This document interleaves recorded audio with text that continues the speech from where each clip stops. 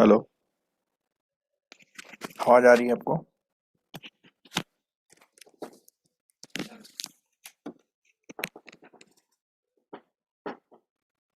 चलिए। तो government sponsored scheme को कवर कर रहे थे हम। और यहाँ पर जो गवर्नमेंट स्कीम को कवर करने के बाद एक स्कीम अभी हमारी रह गई थी, तो उसको कवर कर रहे हैं। जो कि बेसिकली केवीआईसी के अंदर आती हैं। तो केवीआईसी कैसे काम करता है, केवीआईसी केवीआईबी क्या होते हैं, इस चैप्टर में हम इसको सबको बहुत प्रॉपरली जान पाएंगे। एनयूएलएम एनआरएलएम के बाद हम लोग आ रहे हैं केवीआईसी पर।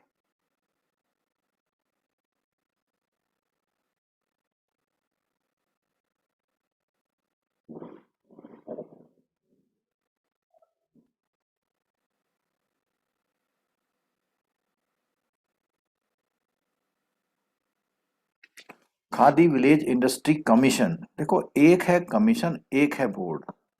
तो कमीशन बड़ा होता है या बोर्ड बड़ा होता है? आप लोग बताएं तो जरा। Board sir. कमीशन बड़ा होता है। बोर्ड जो है केवीआईबी, ये स्टेट लेवल पे काम करता है। और कमीशन जो है सेंट्रल लेवल पे काम करता है। ये फर्क समझ में आया आपको?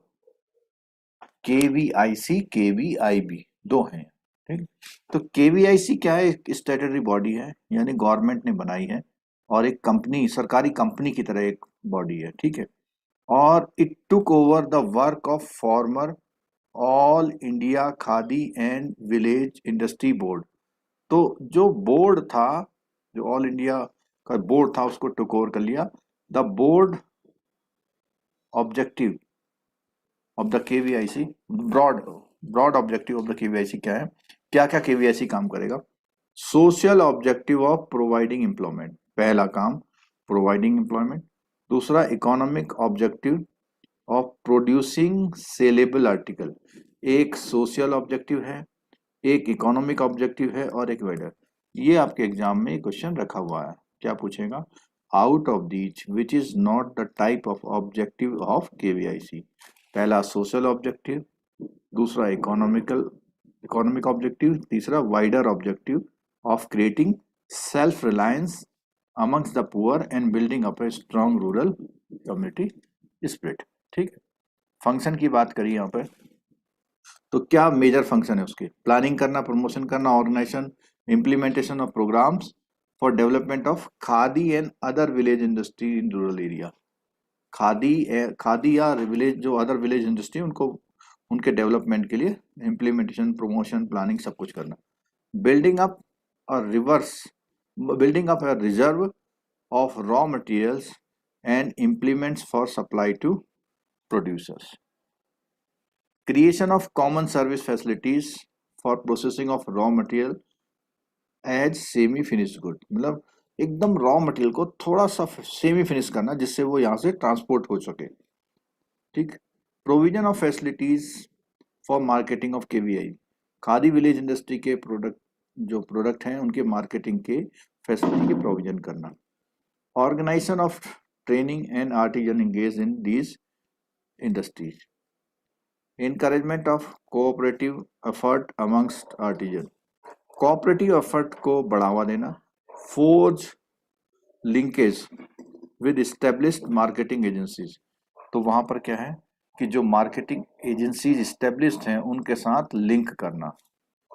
Encouraging promoting research in the production techniques and equipment employed in KVI, providing facilities for the study of the problem relating to it, including the use of non-conventional energy and electric power.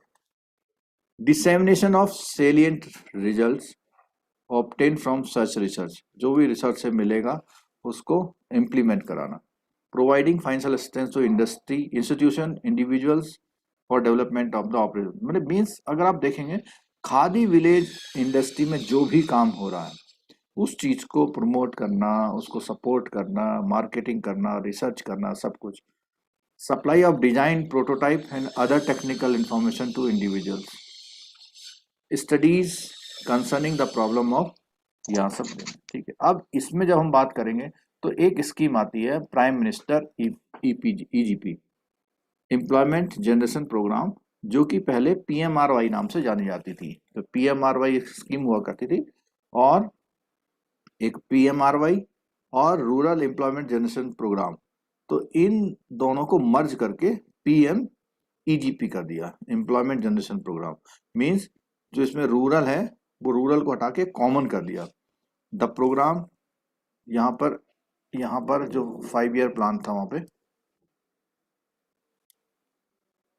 11th और 12th 5 year plan था, उसमें जो है इसको किया गया। Implementing agency कौन है यहाँ पे? Ministry of micro small and medium enterprises, जो एमएसएमई की मिनिस्ट्री है वो, and implemented by KVIC. Commission और एमएसएमई मिनिस्ट्री मिल करके इसको एडमिनिस्टर कर रही है, इस स्कीम को, ठीक है। केवीआईसी उसकी नोडल एजेंसी की तरह काम कर रही है। एट द स्टेट लेवल, देखो आप गए वो क्वेश्चन आ गया, at the state level it's implemented through state KVIC directorate, state khadi and village industry board. तो एक तो जो केवीआईसी का स्टेट डायरेक्टरेट है वो, प्लस स्टेट का जो केवीआईसी बोर्ड है वो, और डीआईसी और बैंक। तो कितने लोग हुए इसमें? एक तो जो स्टेट केवीआईसी का डायरेक्टरेट है वो, और स्टेट केवीआई बोर्ड है जो, उसके अलावा आपका डीआईसी है और बैंक, ये सब मिलजुला के ये काम कर रहे हैं, ठीक है। Support of other agency working in the field of entrepreneurship development, जैसे एनएसआईसी है, उद्यमी मित्र है, ठीक है, इनरोल अंडर राजीव गांधी उद्यमी मित्र योजना, आरसीटी है, ठीक है, आरयूडी। तो यहाँ पर देखो, ये जो आरयूडी सिटी है ये अर्बन डेवलपमेंट वाली है, और ये रूरल डेवलपमेंट वाली। पंचायती राज इंस्टीट्यूशंस हैं, और SHG is also enlisted especially in matter of like identification of beneficiary को आइडेंटिफाई करना, डेवलप करना, एरिया स्पेसिफिक वाइबल प्रोजेक्ट को डेवलप करना, और ट्रेनिंग प्रोवाइड करना उनको एम्प्लॉयमेंट एंटरप्रेन्योरशिप डेवलपमेंट की। Hand holding and monitoring beneficiary, coir board is associated with the quality. तो एक कोयर बोर्ड है, जो आपके मैट्रेस नहीं बनते हैं, जो जूट का दो धागा होता है उससे जो है जितनी भी चीजें बनती हैं, तो कोयर बोर्ड है, वो भी इसको क्या है एक्टिवेट वो करता है, जो कोयर से रिलेटेड एक्टिविटी है। Among the financial institution, all the public sector and regional rural bank, those cooperative bank and private sector bank that are approved by the state level task, जो भी स्टेट लेवल टास्क कमीने RRB, public sector या cooperative बैंकों को वो किया हुआ है, and small SIDBI participate in this, SIDBI इसमें पार्टिसिपेट करता है, ठीक है। ऑब्जेक्टिव क्या है पीएमईजीपी के? To generate employment opportunities in the rural and urban, दोनों जगह काम कर। पीएमईजीपी की स्कीम जो है दोनों जगह काम करती है, और new self employment venture and micro, means कोई भी इसमें पीएमईजीपी में पुरानी यूनिट का कोई नाम नहीं है, ठीक है। New self employment venture and micro enterprises, ठीक है।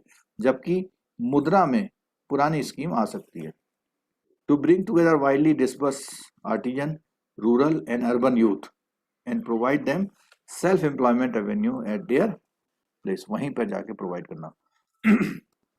To provide continuous sustainable employment to such person so as to arrest migration of youth, तो जो माइग्रेट कर रहे हैं यूथ अपने एरिया से रूरल से अर्बन में जा रहे हैं, तो उनको रोकना, उनको वहीं पर एम्प्लॉयमेंट प्रोवाइड करना।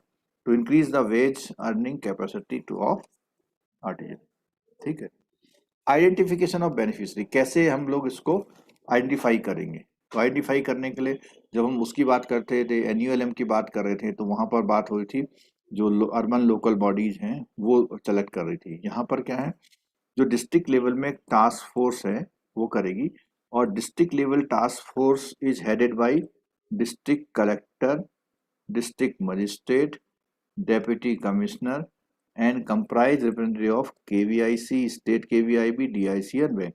तो सब लोग मिलजुल के, मीन्स सरकारी अधिकारी हो गए टॉप लेवल पे, केवीआईसी, केवीआईबी और डीआईसी और बैंक सब मिल करके क्या कर रहे हैं, बेनिफिशियरी को आइडेंटिफाई करते हैं।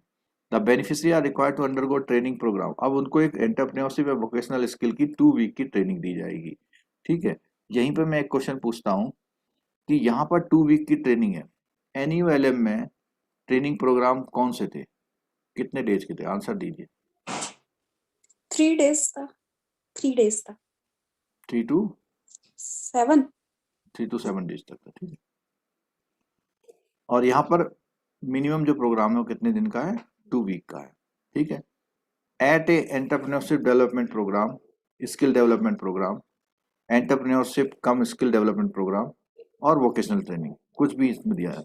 Those who have already received such training are given priority, जिन्होंने ऐसी ट्रेनिंग पहले से ली उनको प्रायोरिटी देनी है। For cases that are to be forwarded by bank, the scoring model design by the Indian bank, इसके लिए क्या है कि स्कोरिंग मॉडल है IBA का, उसको देखकर करना है। फाइनेंशियल असिस्टेंस प्रोवाइडेड, क्या होगा इसमें, तो पहला बात है कि ये जो भी होगा 2 पर्पजेस के लिए फाइनेंस करती है। पहला है, इसको ध्यान से देखना, प्रोवाइडिंग मार्जिन मनी सब्सिडी, इसको ध्यान से सुनना क्या बताया जा रहा है। The beneficiary are provided capital subsidy for the purpose of meeting margin money requirement, certain portion of budgetary allocation is earmarked for providing margin money for upgradation of existing PMEGP unit. कोई unit पहले से आपने PMEGP में finance कर रखी है, उसको upgradation के लिए मार्जिन देना। मीन्स जैसे मान लिया वो 10 लाख की मशीन, नई न्यू मशीन खरीदना चाहता है, तो उसमें से जो मार्जिन लगना है उसका, उसको भी सपोर्ट कर रही है। बाकी तो लोन दे रहा है बैंक, मार्जिन को भी सरकार प्रोवाइड कर रही है, ठीक है। बैकवर्ड एंड फॉरवर्ड लिंकेज, तो इसको मैं मार्जिन मनी को और समझाता हूं अगर नहीं समझ में आया तो आपको। जैसे सपोज कीजिए उसने 10 लाख की मशीन लानी है, ठीक है। 5 लाख का जो है 5 लाख का फाइनेंस हो जाएगा आपका, 2 लाख की आपको सब्सिडी मिल जाएगी, ठीक है। 5 to 7, अब 3 लाख मान लिया मार्जिन के लिए लगाने हैं, तो मार्जिन उसके पास नहीं है, तो ये भी प्रोवाइड हो जाएगा यहां से। मीन्स उसको अभी कुछ भी पैसा नहीं लगाना, ये मार्जिन भी सरकार दे रही है, लेकिन उसको 100% मार्जिन का सर पैसा मार्जिन। और लोन का पैसा वापस करना पड़ेगा। क्या कह रहे हैं? कह रहे सर मार्जिन का परसेंटेज कुछ है कि 100% मार्जिन प्रोवाइड कर रहे हैं?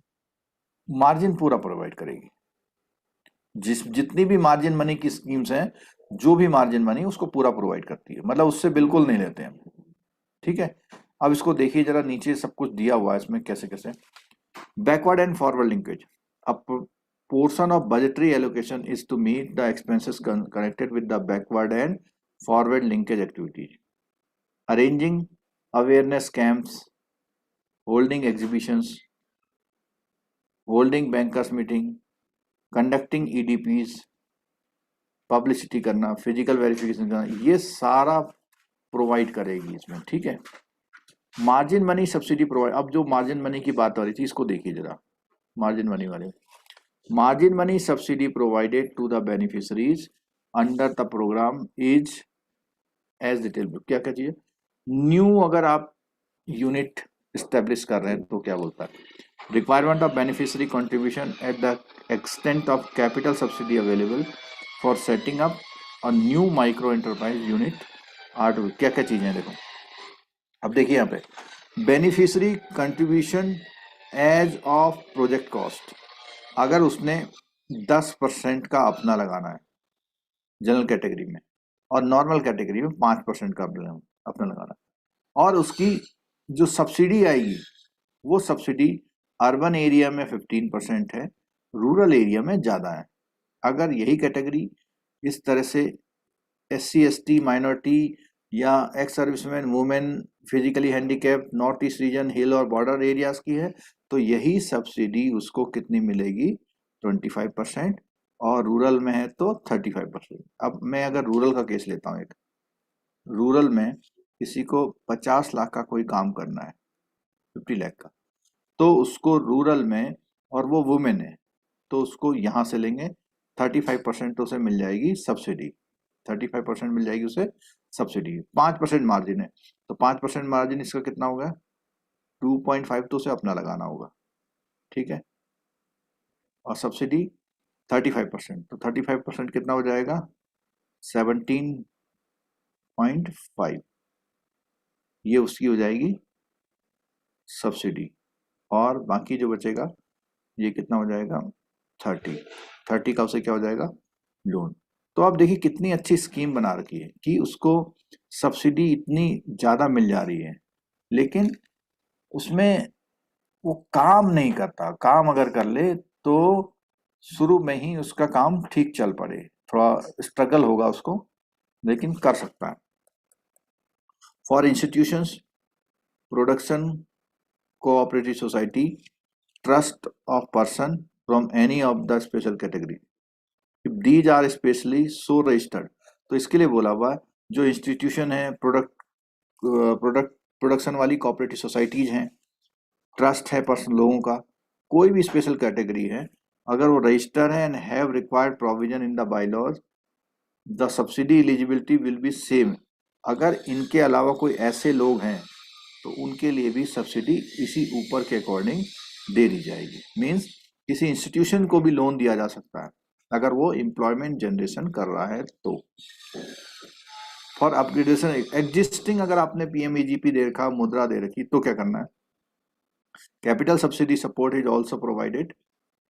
The extent of capital subsidy is 15%, 20% to northeast of the project cost for all category of benefit. Own contribution of beneficiary is required to be 10% in all the cases. तो 20% तो उन cases के लिए है, other cases के लिए कितना है 10%, ठीक है।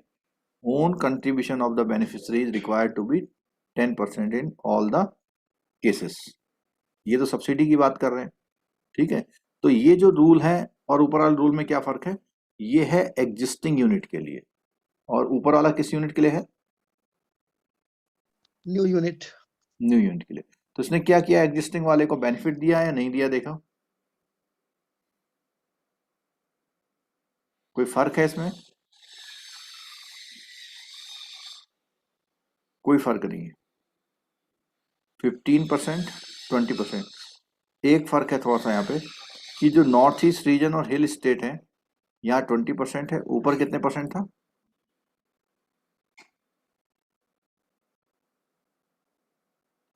बोलो 25% था। ऊपर कितने परसेंट था 25, और इधर कितना था 20, ठीक है। Project cost and bank loan component, अब ये जो अभी मैंने ऊपर एग्जांपल दिया था उसमें देखो ये कैसे काम करता है, प्रोजेक्ट कॉस्ट को कैसे निकालते हैं, कैसे करते हैं। Project cost and bank loan component, the projects assisted under the programme 3 sources, पहला तो है अपना कंट्रीब्यूशन, दूसरा सब्सिडी फॉर मार्जिन, और तीसरा क्या है बैंक लोन, जो मैंने ऊपर बताया था, ठीक है। The total project cost comprises both capital expenditure and the, यानी टीएल भी मिल सकता है और सीसी भी मिल सकती है इसमें, ठीक है। तो इसमें देखो एग्जांपल देख लो, अब यहाँ पे पर्पज है, इसने बोला हुआ है कि न्यू यूनिट के लिए प्रोजेक्ट कॉस्ट कितनी है 25, the ceiling for the purpose project cost, कितने लाख तक का लोन मिल सकता है इसमें। तो इसमें पहली बात बोलता है न्यू यूनिट के लिए कितना बोला हुआ है 25 लाख तक, और एग्जिस्टिंग यूनिट को अपग्रेड करना है तो कितने लाख तक है 100 लाख तक। ये किस में है मैन्युफैक्चरिंग में, और ये किस में सर्विस में। सर्विस में नई यूनिट के लिए कितना है 10 लाख तक, और अपग्रेडेशन कितने का है 25 लाख तक। अब इसमें ये देखिए रूल कि सब्सिडी कितनी मिलेगी, इसको ध्यान से देखिएगा जरा। सब्सिडी के लिए बोलता है 3.75 to 8.75, कैसे बना जरा बताओ इसमें,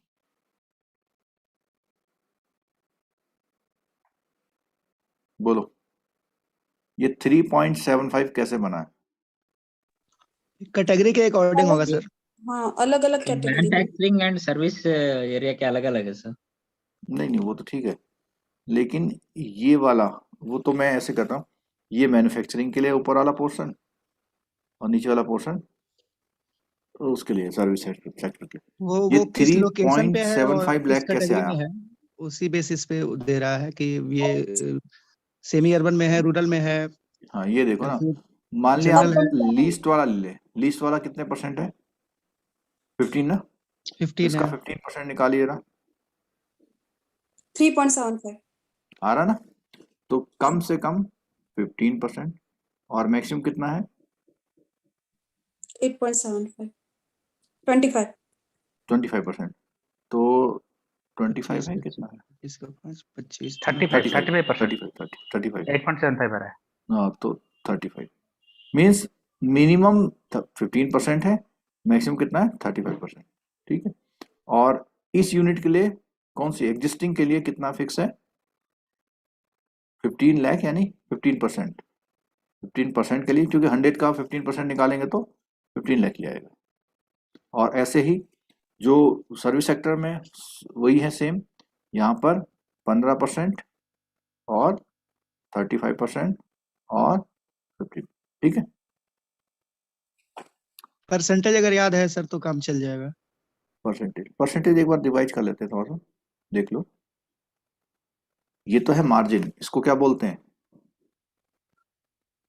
मार्जिन। ठीक है, ये क्या है? ये भी एक तरह से मार्जिन होता है, लेकिन ये सब्सिडी के फॉर्म में मिलता है, क्योंकि बैंक तो नहीं दे रहा ना। जितना बैंक दे रहा है उसके अलावा जो भी पैसा है वो एक तरह से किसको अरेंज करना है? बोरोवर को या सरकार को?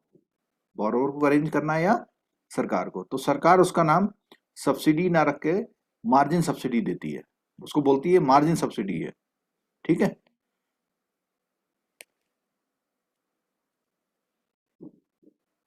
मार्जिन जो है 10 और 5 है, नॉर्मल 10% है और इनके लिए 5% है।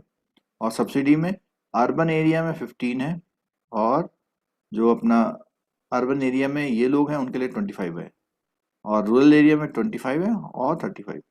ठीक है, 15, 25 और 35। 25 35 In the northeast region, hill state, maximum subsidy amount will be 20 lakh and 5 lakh respectively for the benefit। तो यहाँ पे इनके लिए कितना रख दिया गया है नॉर्थ ईस्ट वालों के लिए? 20 लाख, और इनके लिए कितना रख दिया गया है? 5 लाख। ठीक है, एलिजिबिलिटी क्राइटेरिया क्या है इसमें? देखो क्वालिफिकेशन का यहाँ पर आ गया है, एटलीस्ट 8th स्टैंडर्ड। अगर आप 10 लाख से ज्यादा का लोन ले रहे हैं तो उसके लिए 8 पास होना जरूरी है। ठीक है, मैन्युफैक्चरिंग में, और अगर बिजनेस सेक्टर वो सर्विस सेक्टर में ले रहे हैं तो 5 लाख से ज्यादा में आपको 8 पास होना जरूरी है। अगर आप वो खोलते हैं, फोटोस्टेट की दुकान खोलते हैं, फोटोस्टेट की दुकान खोलते हैं, 8 लाख का लोन लेना चाहते हैं, ठीक है, तो आपको कितना पास होना चाहिए? 8 पास होना चाहिए। ठीक है, क्योंकि 5 से ज्यादा है ना, इसलिए 8 पास है। नेचर ऑफ प्रोजेक्ट कैसे होगा कि only for new project setup under PABP, existing unit including those assisted under the any scheme और central any scheme and those who availed any government subsidy are not eligible। तो जिनको पहले से कोई subsidy मिल चुकी है उनको कोई एलिजिबिलिटी में नहीं लाना। नेचर ऑफ एंटिटी, इंडिविजुअल हो सकता है, एसएचजी को भी मिल सकता है इसमें। ठीक है, एसएचजी को भी मिल सकता है। अच्छा एक बात बताओ कि एनआरएलएम ले वो या पीएमईजीपी ले,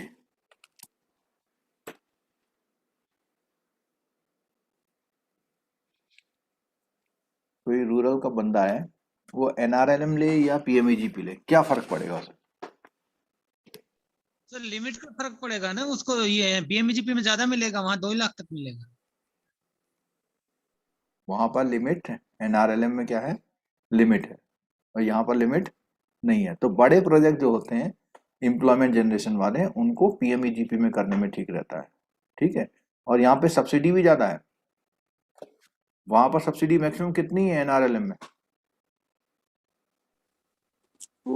डिफरेंस रेट वाला वहां तक ही है 7%। कैपिटल वहां सब्सिडी नहीं पर है, सब्सिडी इंटरेस्ट कैपिटल रेट की है, सब्सिडी। हाँ, यहाँ पर कैपिटल सब्सिडी मिल रही है आपको, जो पैसा ले रहे हो उसमें इतना पैसा आपको वापस नहीं करना है। ठीक है, अच्छा बेनिफिट किस में होगा उसे?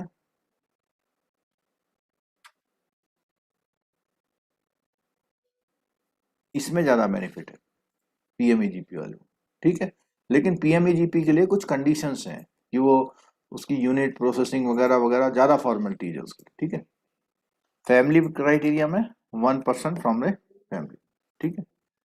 चलो, eligibility criteria for a project of new setting new units के लिए, project without capital expenditure are not eligible under the, means केवल सीसी के लिए, ओनली सीसी के लिए लोन नहीं मिलेगा। जो मैं बता रहा था कि उसे सामान खरीदवा दो, मशीनरी चाहिए, मशीनरी या इक्विपमेंट, फोटोस्टेट मशीन की दुकान खोलेगा तो मिल जाएगा क्योंकि सब मशीन खरीदनी होगी, ठीक है। Projects costing more than 5 lakh and not requiring working capital assistance need to be cleared by the regional and controlling office of the bank. Means जो मोर देन 5 लाख के प्रोजेक्ट्स हैं जिनमें वर्किंग कैपिटल असिस्टेंस की requirement नहीं है, उसके लिए आपको रीजनल या कंट्रोलिंग ऑफिस से कोई भी क्लियरेंस नहीं लेना है, ठीक है। नहीं, सॉरी, नीड टू बी है, मैं वही सोच रहा था ऐसा कैसे हो गया, लेना है। अगर आप 5 लाख से ज्यादा का कोई प्रोजेक्ट कॉस्ट कर रहे हैं तो आपको अपने रीजनल ऑफिस से, यानी आपकी सैंक्शनिंग पावर में नहीं है वो, ठीक है। Cost of land not included in the project cost. अब ऐसा नहीं है कि उसने कहा था 20 लाख की तो दुकान आएगी, 5 लाख का सामान खरीदूंगा मैं, तो नहीं देना उसे, ठीक है। How the cost of build shed, अगर टेम्परेरी शेड बनाना है, शेड और हाउस या उसमें बिल्डिंग में फर्क ये है, शेड क्या होता है, टेम्परेरी होते हैं, जो उसमें आयरन की जो चादर से बनते हैं, ठीक है। लॉन्ग लीज और rental work set can be included for a maximum period of 3। तो अगर उसके पास नहीं है, वो नहीं बना चाहता, कहीं से लीज पे भी ले सकता है। आजकल क्या होता है, कुछ लोगों के गोडाउन या सेट बने होते हैं, वो अपना सेट किराए पे देते हैं। While all type of activities are eligible to be considered, 2 categories are not eligible। कौन कौन सी सुन लेना ध्यान से। The activity prohibited by the local government, जो वहाँ की सरकार ने, लोकल गवर्नमेंट ने मना किया है, इन्वायरमेंट को लॉस होता है जिससे, वो नहीं करनी है। And activities in the negative list of the programme, negative उन्हें मना किया हुआ इन चीजों पे नहीं करना है, तो वो देख लेना है, ठीक है। ट्रेडिंग एक्टिविटीज, ट्रेडिंग एक्टिविटीज में क्या, business trading activities in the form of sales outlet permitted in northeast region, left wing extremism affected districts and Andaman। अब ये क्या है, जो जैसे राइट विंग लेफ्ट विंग होता है ना, तो ऐसे ही क्या है, left wing extremism affected district. अगर कहीं पर जहां पर ये इनको बोलते हैं ना लेफ्ट, किनको बोलते हैं लेफ्ट, बताओ तो जरा। लेफ्ट इज निकोबार होंगे, निकोबार वाले है, राइट लेफ्ट जो नहीं है पॉलिटिक्स में, वही वाला हाँ हाँ वही, कम्युनिस्ट। हाँ कम्युनिस्ट, ठीक है, कम्युनिस्ट को बोलते हैं लेफ्टिज्म, ठीक है। तो वहां से अफेक्टेड एरियाज हैं जहां पर इस तरह की चीजों को ज्यादा प्रमोट नहीं किया जाता है, तो वहां पर वो बोल रहा है कि ऐसी एक्टिविटी अगर वहां कोई खोल रहा है तो उसको वहां पे हम लोग क्या कर सकते हैं, परमिट कर सकते हैं। रिटेल आउटलेट बिजनेस, ओनली दो units selling khadi village industry product manufactured by the institution certified by the KVIC and products manufacturer PMEGP स्फूर्ति unit permitted anywhere in the country. तो इसमें बोल रहा है कि जो भी KVIC के प्रोडक्ट हैं उनकी मैन्युफैक्चरिंग कर रहे हैं ऐसे इंस्टीट्यूशन, तो उनकी सेल करने के लिए रिटेल आउटलेट खोल सकते हैं। यानी ऐसा भी कह लीजिए कि कोई ऐसा जैसे आजकल होते हैं ना, ऑर्गेनिक प्रोडक्ट होते हैं, हिल के प्रोडक्ट होते हैं, कोई भी लोकल चीजें जिनको KVIC जो है प्रमोट करती है, उनकी दुकानें खोल सकते हैं आप। Retail outlet backed by manufacturing including processing service facility में be permitted across the country. तो यहाँ पर पहला तो पोर्शन आया उसका कि ट्रेडिंग एक्टिविटी कौन कौन सी शामिल हो सकती हैं। दूसरा आया ट्रांसपोर्ट एक्टिविटी में। ट्रांसपोर्ट एक्टिविटी में क्या होता है, कैब खरीदना, वैन खरीदना, boat, motor boat, shikara such as model जो भी परमिटेड है, और यहाँ पर subject to ceiling of 10% of fund outlay from the budgetary allocation except in certain areas. ठीक है। फॉर अपग्रेड, अब यहाँ बात आई, अभी तो ऊपर हम बात करते हैं नई यूनिट की, अब अगर कोई पहले से एग्जिस्टिंग यूनिट है तो उसके लिए बात आती है। For upgradation of existing unit, margin money claimed under PMEGP should have been successfully adjusted.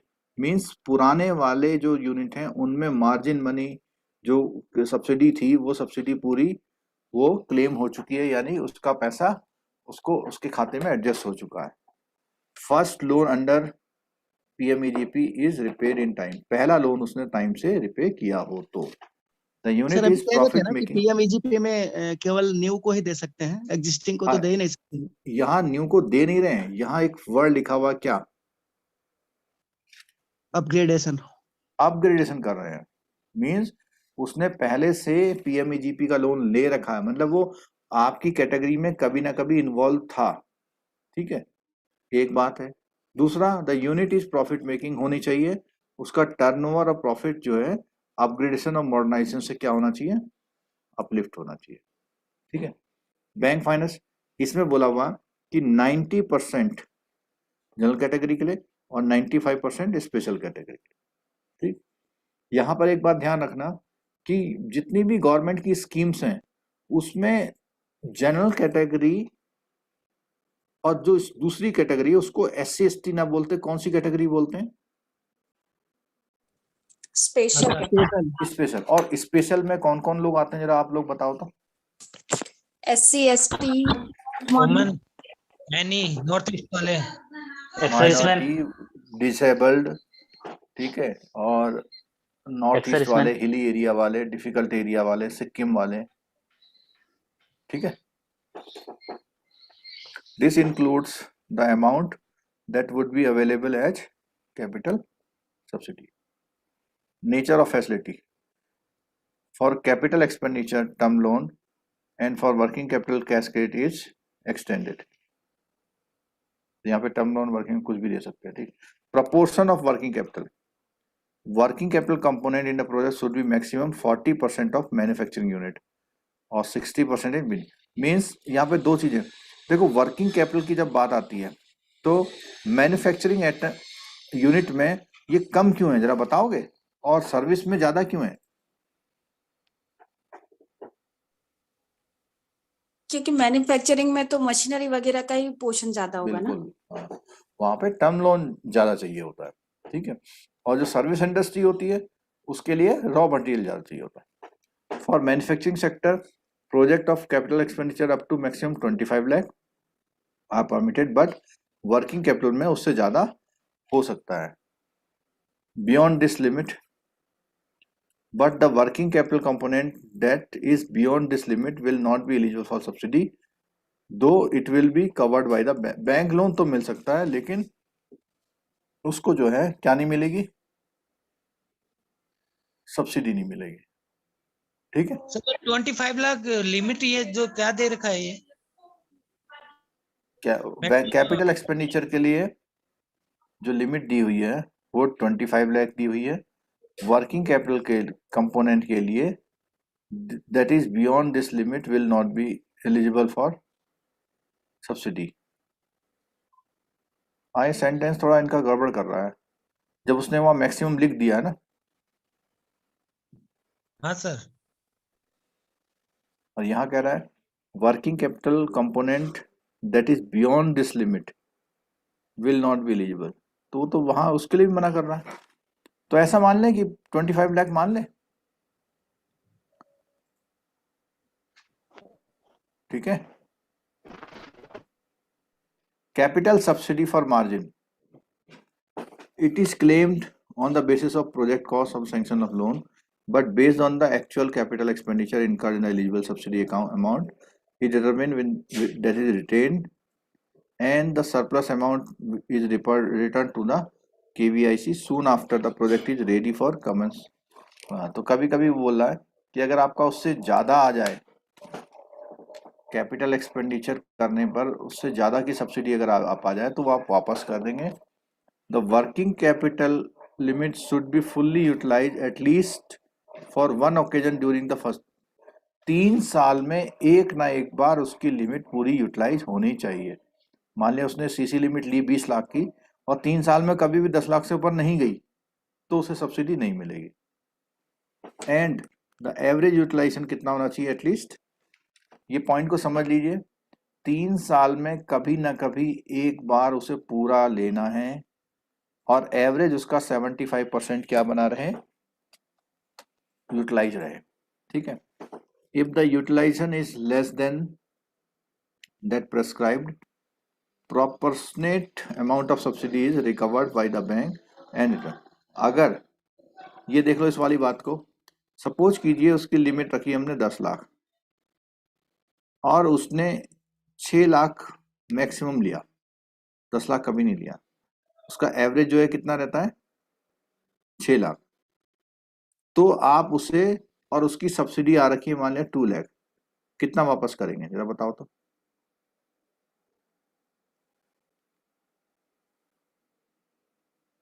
$50,000। देखो उसकी सब्सिडी 2 लाख आई है और तो उसने अपना जो यूटिलाइज किया है कितने % किया है, 2 लाख 60% वापस किया। करेंगे फिर। नहीं 2 लाख नहीं वापस करेंगे। तो कभी भी वो 10 लाख तो गया ही नहीं, तो फिर कैसे लेंगे? 75 करना चाहिए ना सर नहीं, यूटिलाइजेशन। इसमें दोनों को कंपाइल करके बोला हुआ है। हाँ, अगर वो तो इस चीज को नहीं वो कवर करता है, देखो फुल यूज करने के लिए तो 2 कंडीशन पूरी करनी है कि एक बार वो कभी ना कभी 10 लाख जाए और एवरेज वो कितना रखें, 75। हाँ तो हमारा जो है उस कंडीशन में हम पूरा सब्सिडी हम रख लेंगे। लेकिन अगर उसका केस ऐसा है कि उसने अपनी कितना यूटिलाइज किया हुआ है, 60%। 60%, तो 60% सब्सिडी हम लोग रखेंगे, यानी 1.2 हम लोग रखेंगे और 80,000 KVIC को क्या कर देंगे, रिटर्न कर देंगे। मीन्स उसने उतना प्रोजेक्ट चलाया नहीं। इसका लॉजिक समझ रहे हो आप? इसका लॉजिक ये है, मैं बैंक में जाऊं कि साहब मुझे 25 लाख का लोन दे दो, बैंक ने मेरे को लोन दे दिया, लेकिन मैंने उसको यूज कितना किया, 2 लाख, और मुझको 25% की सब्सिडी आ गई वहां से। कितनी आ गई 25% की सब्सिडी, 6.2 लाख की, और मैंने यूज कितना किया, 2 लाख ओनली। 2 लाख। तो मुझे तो फायदा हो गया, मैंने बैंक से Yes. 2 लाख का लोन लिया और गवर्नमेंट ने मुझे 6,25,000 दे दिए। ठीक है। तो इसलिए उन्होंने कहा है कि जो सब्सिडी का परसेंटेज है वो उसको पूरा तब मिलेगा जब वो अपनी लिमिट को एक बार 3 ईयर में पूरा, और एवरेज उसका 75% का यूटिलाइजेशन रहना चाहिए। मीन्स 2 दिन नहीं है, 5 दिन है, 10 दिन पूरा है, 1 दिन बिल्कुल नहीं है, इस तरह एवरेज निकालेंगे आप। ये पॉइंट समझ में आया? कुछ लोग बड़ी फाइल बनवा लेंगे, कम अमाउंट उठाएंगे और फाइल के अकॉर्डिंग उसकी सब्सिडी आ जाएगी। देखो इंटरेस्ट सब्सिडी वाले में तो ये रोना है ही नहीं। क्यों नहीं है रोना बताओ? जितना निकालेगा उतना इंटरेस्ट लगेगा। उतना ही लगेगा उसको। इसमें यह है कि वो फाइल तो पूरी करा लिया, सैंक्शन भी करा लिया, और लोन केवल 2 लाख का ले लिया, सब्सिडी आ गई 6.25 लाख की। ठीक है। अच्छा सब्सिडी आती कब है ये बताओ तो जरा।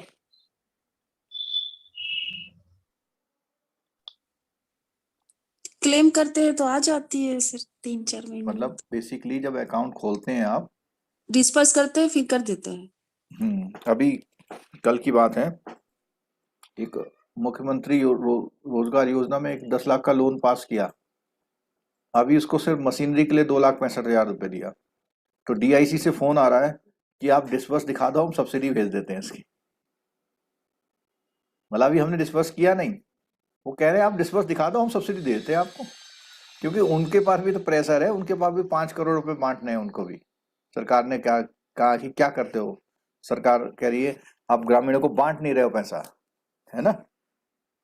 तो वो जो इस वाले केस की बात कर रहे हैं, 6.2 लाख तो सरकार दे देगी आपको, लेकिन आप उसे कब देंगे? जब वो पूरा यूटिलाइज कर लेगा तो। जो नॉर्म्स के हिसाब से। अच्छा, इसमें एक चीज और बता दो कि अगर उसने केवल 2 लाख यूज किया तो कितनी सब्सिडी दी जाएगी, ये और बता दो। जितना परसेंट यूज किया है उतना परसेंट दिया जाएगा। हाँ, 25 का 2 लाख निकाल लीजिए, जितने परसेंट है, कितने 8% परसेंट के आएगा? आसपास। ऑलमोस्ट 8%। 8%। 8%, तो ये सब्सिडी 6.25 का 8% ही उसे सब्सिडी मिलेगी।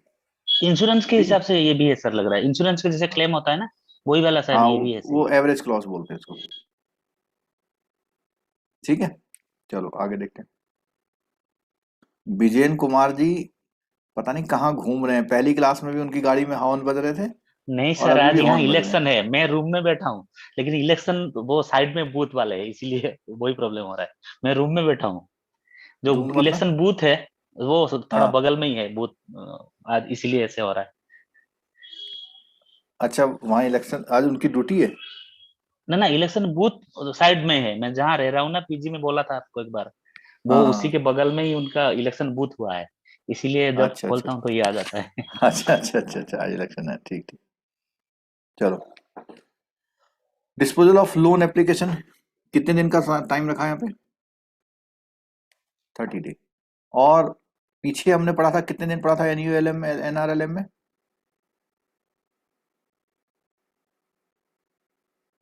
बोलो भाई। वो तो अलग अलग एनआरएलएम में तो 3 to 7 डेज और था और एनुअलएम में 2 वीक था। 15 डेज ही था सर, 15 डेज 15 डेज। वो जो अलग अलग है वो एमएसएमई एप्लीकेशन। के लिए है, हाँ, ओके ओके, यस यस। वो एमएसएमई क्राइटेरिया है। ठीक है। और कोलेटरल सिक्योरिटी के लिए बोलता है कि 10 लाख तक कोई भी कोलेटरल सिक्योरिटी नहीं लेनी है। ठीक है। और इधर जो रिपेमेंट प्रोग्राम है 3 to 7 year after initial moratorium, मान लिया आपने 6 महीने का मोरिटोरियम दिया, उसके बाद से लागू होगा। The program approved continuation of PMGP beyond 12 year period of कितने तक? 3 ईयर तक चालू रहेगा। ठीक है। While giving such approval, a provision has also been made for sanctioning of second loan with subsidy for upgrading the existing unit, which are performing well. Accordingly, for manufacturing unit, financial assistance up to an amount of 1 crore would be provided, and service sector को 25 लाख और subsidy. ये जो 1 करोड़ वाली बात आ रही है, किन unit के लिए आ रही है?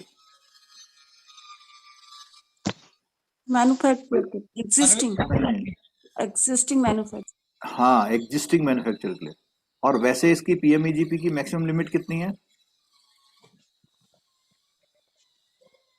बोलो। 25 लाख। 25 लाख और 10 लाख। मैन्युफैक्चरिंग के लिए 25 है और सर्विस के लिए 10 लाख। लेकिन ये जो 1 करोड़ दिखाई दे रहा है आपको, ये आपकी एग्जिस्टिंग यूनिट के लिए। ठीक। नेगेटिव लिस्ट की बात आ गई। देखो, नेगेटिव लिस्ट ऊपर हम बात करते हैं कि नेगेटिव लिस्ट वालों को लोन नहीं देना है इसमें। तो कौन कौन से आइटम है? फूड आइटम, एनी इंडस्ट्री जहां पर connected with meat, slaughtered, processing, canning, serving items made in the it as a food, serving, selling non vegetarian food के लिए ये इसको प्रमोट नहीं किया गया है।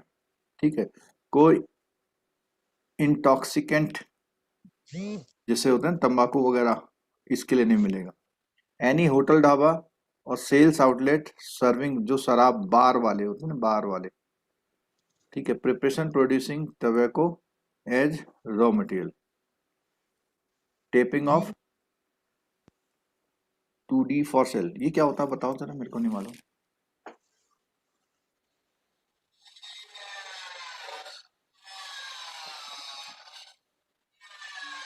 टेडी तो नहीं है, 2D क्या है?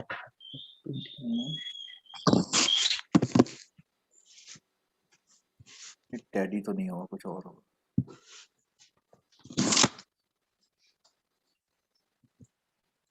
मालूम है किसी को?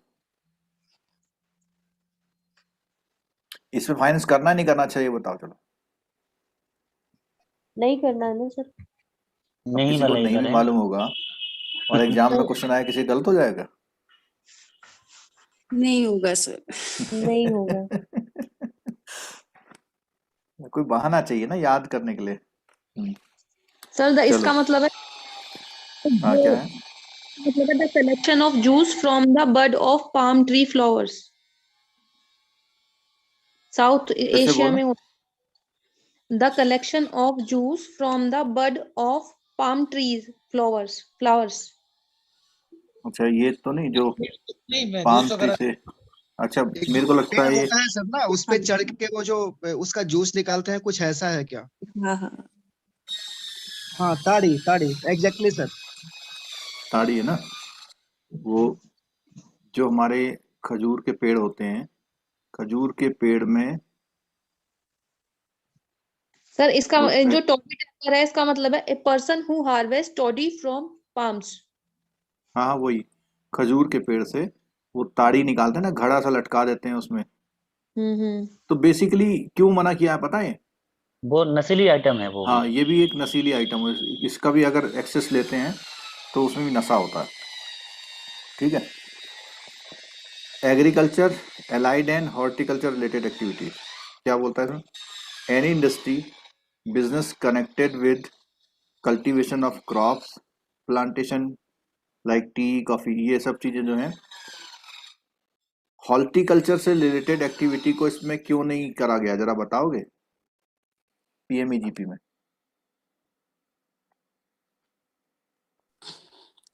एग्रीकल्चर में आता होगा ऑलरेडी इसमें। एग्रीकल्चर की बहुत स्कीम है ना, केसीसी में दे दो आप उसमें, और ठीक है उसमें आप दे दीजिए उसको। और ऐसी सेरीकल्चर, हॉर्टिकल्चर, फ्लोरिकल्चर। सेरीकल्चर क्या होता है जरा बताओ तो। रेशम का हाँ उत्पादन। ये सब। और शहद वाला क्या होता है? शहद वाला हॉर्टिकल्चर। ये नहीं नहीं, हॉर्टिकल्चर तो बाग बगीचा हो गया ना। विटीकल्चर होता है सर। है नहीं नहीं विटीकल्चर।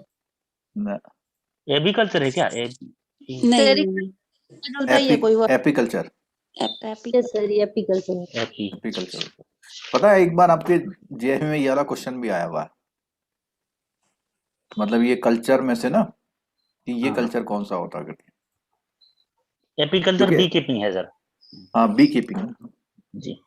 एनी इंडस्ट्री और activity connected with the animal husbandry like pisciculture, piggery, poultry और डेयरी, ये सब इसमें भी शामिल नहीं होंगे। मैन्युफैक्चरिंग ऑफ पॉलीथीन बैग्स के लिए मना किया, लेस देन 20 माइक्रोन, अगर उससे मोटी बनाते हैं तो चलेगा।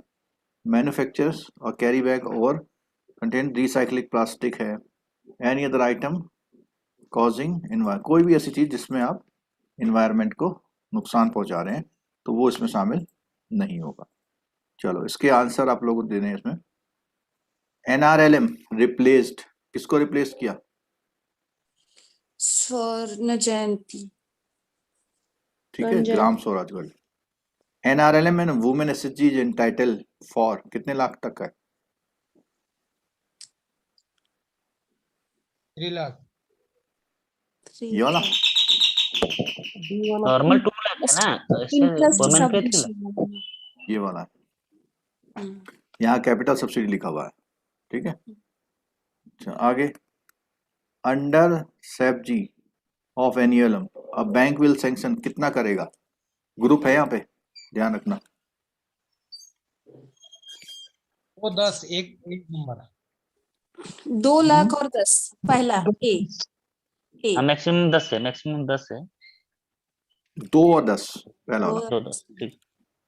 ठीक है। हम्म, पीएमजेडीवाई 10,000। 10,000 और दूसरा क्या है? 10,000 and it is available to इतने मेंबर्स ऑफ हाउस होल्ड, वन कितना है? 1 वन 1 वन होगा, वन। चलो गवर्नमेंट स्पॉन्सर्ड स्कीम का मुझे टेंशन हो रहा था कहीं ये बच ना जाए मेरा टॉपिक, क्योंकि अगर आप एग्जाम में देखो तो 3-4 मार्क्स आपके इससे सॉलिड हो सकते हैं। और आपको ऐसे कोई भी क्वेश्चंस जो आपके पड़े हुए हैं उसके आंसर जल्दीबाजी मत देना बिल्कुल। 2 बार क्वेश्चन में नॉट लगा तो नहीं है, ये देख लेना। ऑप्शंस में नॉट लगा तो नहीं है, ये देख लेना जरूर। हाँ सर, क्योंकि एक्साइटमेंट में जल्दी हो जाता है कभी कभी। जल्दी हो जाता है तो वो गलत नहीं होने चाहिए आपके। मतलब ऐसे 25 क्वेश्चन जो सिंपल से लगते हैं वो गलत नहीं होने चाहिए। मैं बार बार इसको रिपीट कर रहा हूँ, वो गलत होते हैं तो नुकसान बहुत होता है। ये आपको पढ़ा हुआ क्वेश्चन चला गया आपका। इतना मोटा बुक बना दिया है इसने। और सब पास हो जाएंगे जितने भी है ना ग्रुप में, एक भी नहीं जोतेगा। नहीं, जो रेगुलर क्लास ले रहे हैं पास हो जाएंगे सर, कोई इसमें वो नहीं है। रोक लो। आपके मुंह में घी शक्कर, फिर CIB में क्लास ले लेंगे।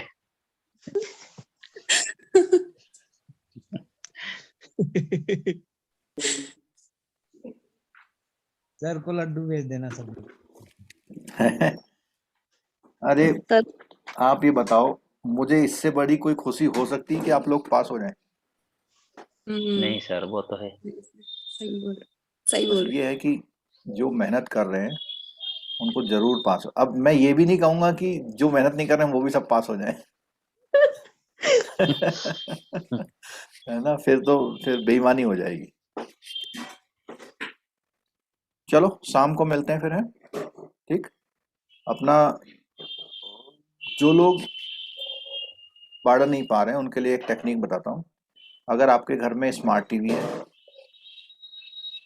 लैपटॉप कंप्यूटर है, उसमें कोई भी चैनल का यूट्यूब चला दीजिए जो JIB से रिलेटेड है। हमारा वीडियो, किसी का वीडियो तेज आवाज में चला दीजिए। बहुत बढ़िया रिवीजन होता है, बहुत बढ़िया रिवीजन बता रहा हूँ मैं।